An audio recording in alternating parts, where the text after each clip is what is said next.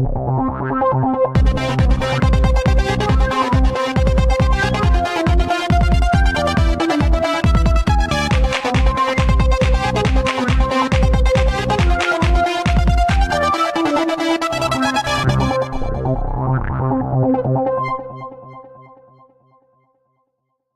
evening and welcome to Ardenglen TV. This production is brought to you by Teen Zone Media Productions and Mamie's Wales. My name is Stephen McLaughlin. And my name is Mary McGovern. Today's report is on our Teen Zone Sports Diversity Programme 1 year on. On the 26th of February, a second promotional evening was held in the Moray Coach Community Hall, which showcased the achievements of participants to date. And believe me, it brought the house down. Teen Zone's second promotional night was a massive success and was opened by Maureen Cope, MBE, the chair of Ardenglen, who fully endorsed the work of Teen Zone. Jamie Lee Robertson, chair of Teen Zone, welcomed all those present and provided an overview of achievements to date. Small showcases of the dance and football were provided, which was followed by a presentation of medals and certificates to all participants by the Lord Provost Councillor, Sadie Doherty.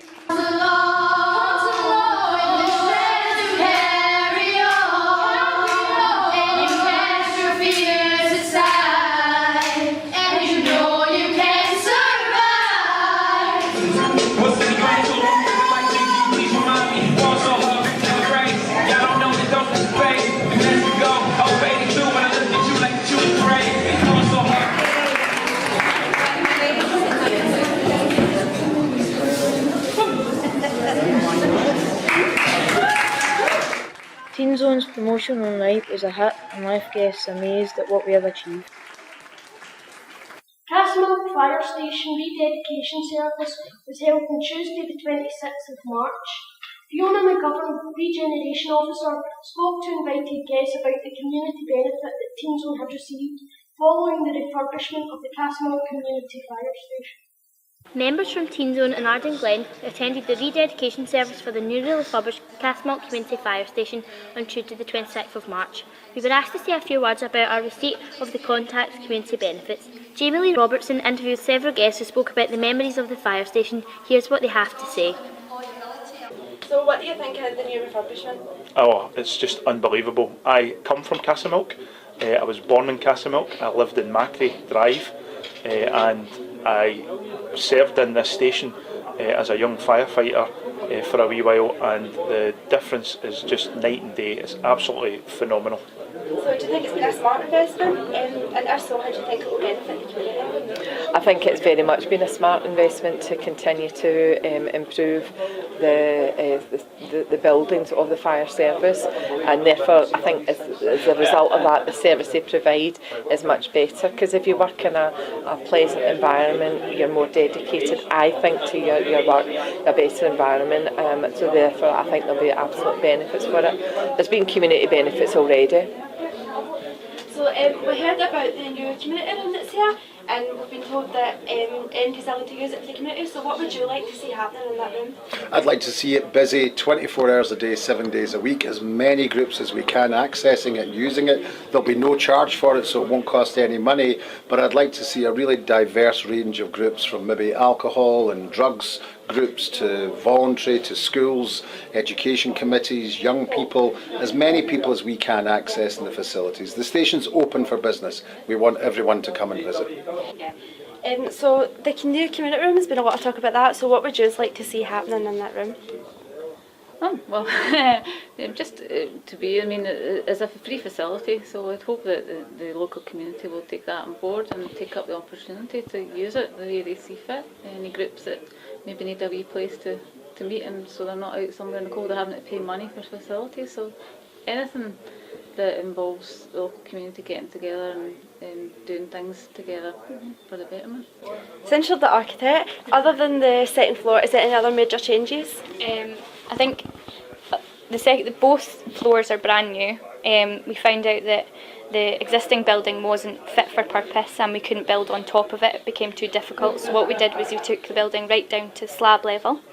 and then we built it up from there. The refurbishment within the appliance bay, that looked very, very old, very tired, so we've got new flooring and new wall treatments, and a lot of the services are all brand new. Everything is brand new, so all the electrics and mechanical ventilation, all that sort of stuff.